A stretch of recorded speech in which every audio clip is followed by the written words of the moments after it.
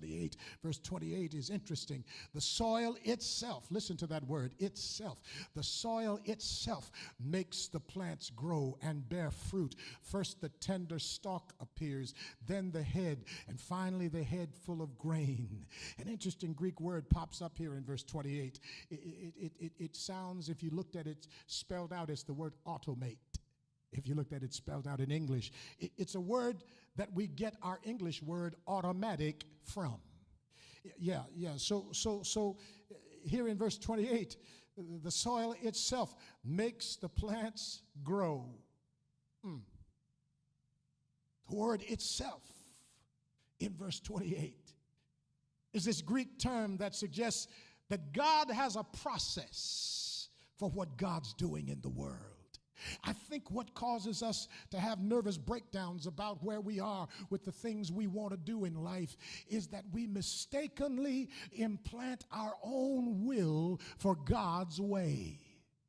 We get our desires in the way, and we can't get over it when things don't work exactly like we want them to work. We think that means it ain't going to work, but it really means that God has some ways that are above our ways. Ain't that what Isaiah said? He has some thoughts that are above our thoughts.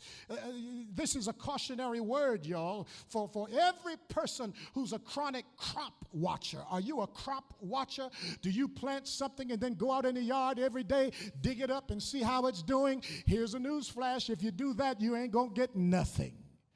But if you plant the seed and if you trust that you put yourself, you take your place, let God do God's stuff and you do planting stuff, then you're going to find out when something breaks the ground, God has been working all the time. You just can't hurry. You can't change God's kingdom plan for the world just by virtue of your energy and your effort. You can't force folk to accept the kingdom by velvety persuasion. You can't cajole people into coming back to church by poking them in the chest like Lyndon Johnson, the president, used to do. That's the way Johnson got the Voting Rights Act over and the Housing Accommodations Act of 65 over. He'd go to Congress and walk right up on them rascals as stone-faced as they could be, and he'd be just as close as I am to this microphone, talking in their face and spitting on them while he talked and poking them in the chest. You can't do that to your progress. You can't do that to your dreams. Just do what you do. What did God tell you to do?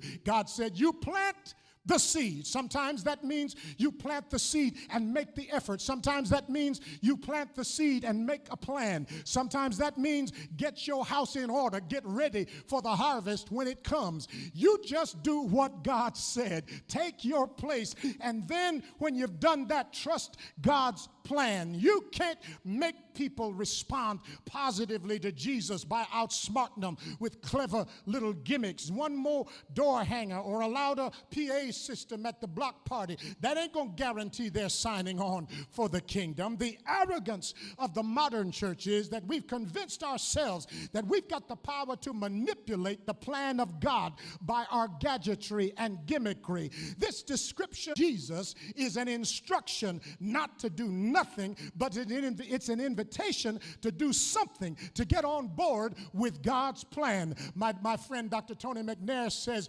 that without her life, right where you're sitting, you've just got to trust God.